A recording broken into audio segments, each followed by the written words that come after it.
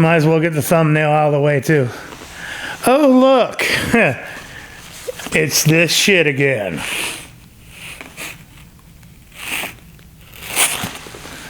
Oh, look. It's this shit.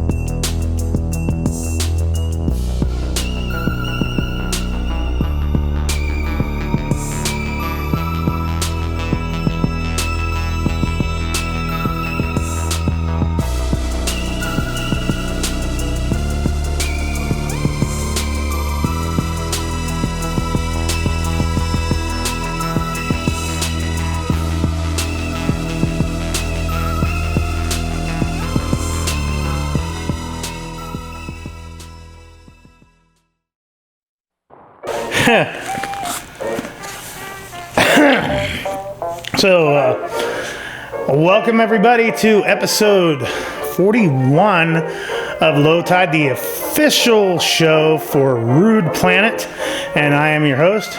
I nailed it this time. Okay, so oh man, I've been having a hard time trying to figure out what to actually talk about today. Realistically, I'm just really not into filming anything today. But the only reason why I'm doing it now is because I know that I still have to edit this shit in order to get it in time. And in order to do that, it's like if I don't do it today or tomorrow, you ever hear the whole concept of eating the frog? It's just get it out of the way. So we're going to get it out of the way. And so I guess today, hold on a second. Today was, okay, by the time you see this, weekend will have already come and gone, and it already passed. But I think New York Comic Con started today or yesterday. I can't remember. And man, it's it was merciful. There wasn't, so much. There wasn't that much pop culture in my news feed. But there was one little nugget I saw emerge, and it was the last thing I wanted to talk about too, because I wanted to get everything I had to say about Star Trek out of the way. I think it was episode 25. I did a review of the movie Unbelievable. So I pretty much said a lot of what I wanted to have to say about Star Trek. But there was a announcement that Janeway was going to be a part of an upcoming Star. It's I saw her Twitter for a Twitter announcement that she was going to be on an upcoming Star Trek show, Prodigy. And I thought, okay, here we go. And then I go on there, and it's even worse than I thought, because it's made for Nickelodeon, and and it's specifically designed for kids. So I don't get it. It's entertainment for kids today. It's okay, it's on Nickelodeon. Didn't Nickelodeon have, or was it Cartoon? I don't even know. What does your other channel have? Was it G.I. Joe Renegades? So, yeah, it wasn't that long ago that there was, some decent stuff around. But, everything has to be now in that Cal Arts sort of style. So, I doubt that the new Star Trek Prodigy will be, it will probably won't be, on the same level as, say, Thundercats Roar or whatever the hell it is. But it'll probably be in the same era of She-Ra. But anyway, You know, like the whole concept of, you know, like trying to get Star Trek to younger audiences really shows the disconnect that you know, it's like I could go on about Kurtzman and JJ and all that, but like it's more of a Hollywood problem.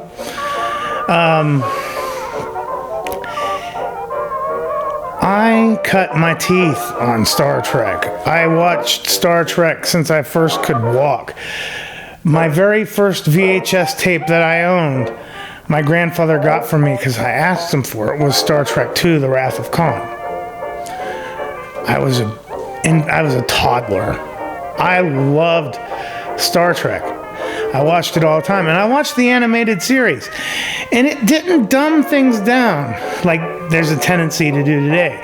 Even the animated series, you know, had some like legitimate, decent Star Wars. I'll get to that in a minute. Star Trek, you know, stories. But I didn't watch the animated series until like I was like 25.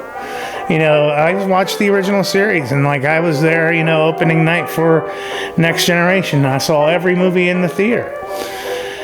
You know, so there's like this tendency, like this is like the Harry Potter effect.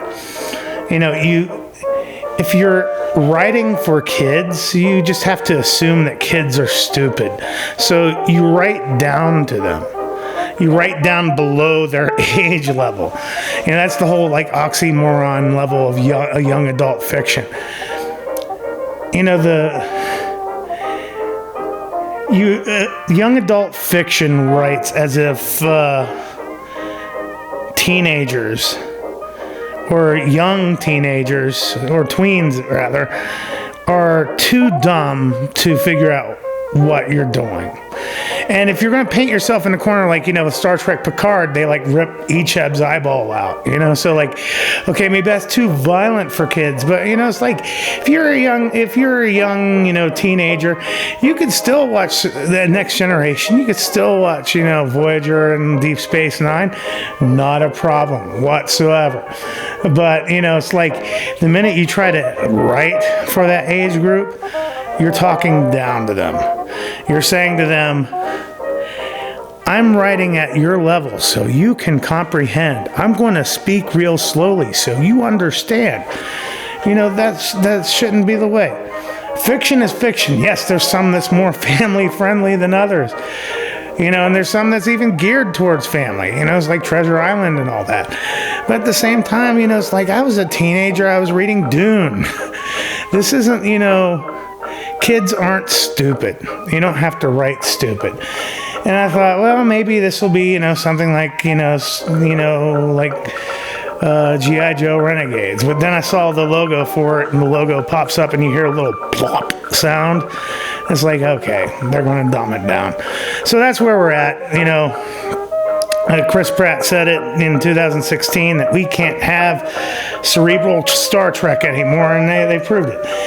And I promised I wouldn't talk about Star Trek anymore, but like that's my Star Wars. Star Trek was my Star Wars, okay? So, you know, whenever I see something like this come on, you know, it is what it is. Speaking of Star Wars, you know, I've been a little bit more open-minded about licensed books. So just like maybe a week and a half ago, I read Heir to the Empire. I got it for like a couple bucks or whatever. And that's what we should have had instead of the prequel trilogy, and let alone the Disney trilogy. So, yeah, we're heading into an idiocracy because, you know, like the whole premise of the show, pop culture must die. Pop culture is what we consume, and if we consume this, we're going to all end up being smooth-brained idiots by the end of it. So, anyway, cut to commercial, and I'll be right back. Well, I'll be a monkey's uncle. Yeah, monkey's uncle. New stunt race game with a monkey business name. Spread the stunts out every place. Make it tough to win the race. Run wild, monkeys, uncle, wind the timer, run and take the stunt that says be a snake. It's great, monkeys, uncle, time is going tick, tick, tick. Do a rooster who is sick, cock-a-doodle choo.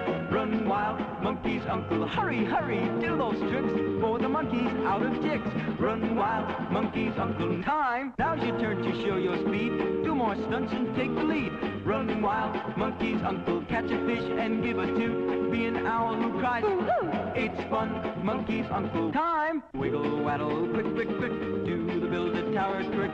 12 stunts, just 3 tries. Case of ties, been monkey's eyes, and you're a monkey's uncle. It's wild! Complete with stunt mats, cards, horns, clickers, tricks, spinner, and monkey timer.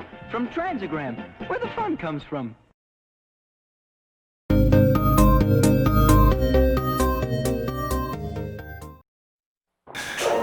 So, as I mentioned at the beginning of the show, that, I had gone back to Boxed Heroes.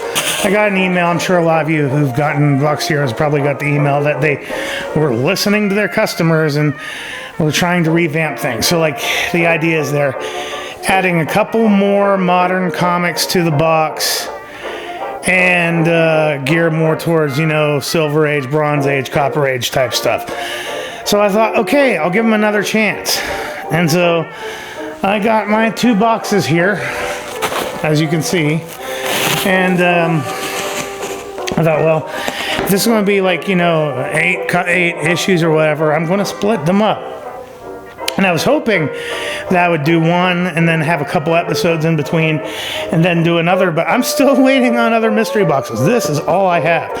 So, as it is, consider this week a Boxed Heroes doubleheader. And we're going to get this out of the way. I'll probably end up doing, if these turn out to be good, if they fix things, then I'll probably do, Boxed Heroes once a month. I'll probably just consider that to be, part of my routine. But as it is, the last ones have been kind of lackluster, and so I thought, well, we'll give them a second chance. That's what life is all about, right? So anyway, so this one is for this episode, and then the next episode will be this one. So let's just see what the new Boxed Heroes is all about. So we have their only 1 card now. Tells you about how to get a second chance to win or whatever, so you have that information. And then a little 3 Jokers card. I got one of those out of which box was it? It was Comic Book Campaign, I think. Maybe.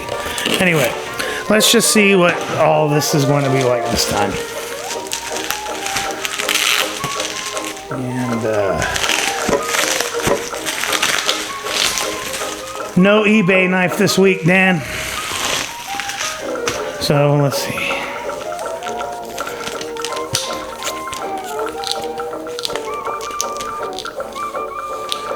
Okay. So, all right, right off the bat, I'm happy with this. We have The House of Secrets, number 120. Look at that cover. Oh, man. See, this is what I want to see, and we are in October. So House of Secrets, number 120, 20 center. And then we have Weird Mystery Tales. It's a little bit cut off. It's cut off around here, so I don't know what number that is. But look at that cover. I kind of want to say that's Neil Adams, but I can't be sure. I'll look that up later. And then I'm not familiar with this one.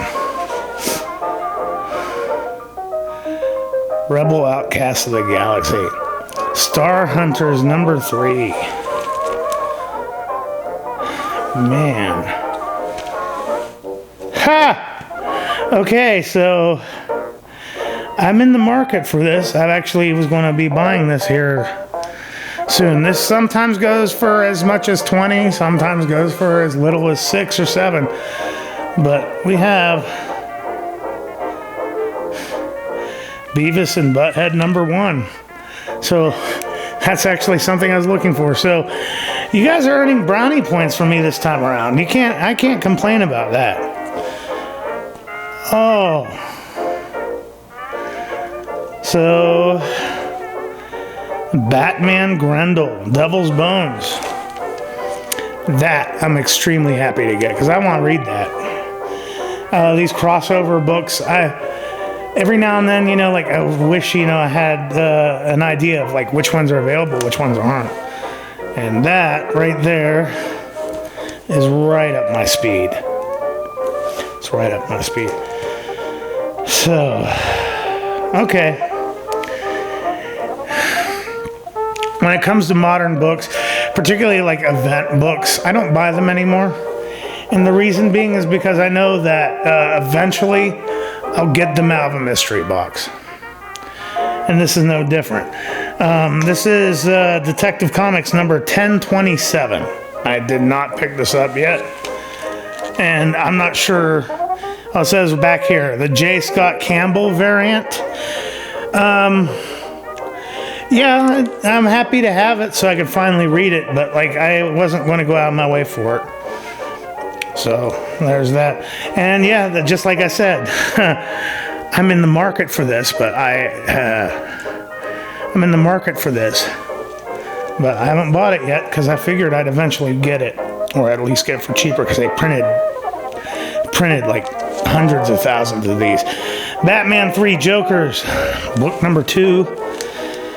Says premium variant number D. So yeah, and then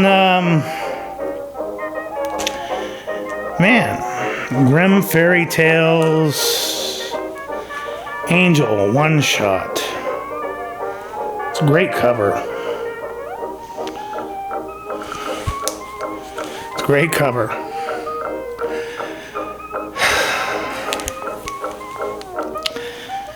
That's a solid box. That's a solid box.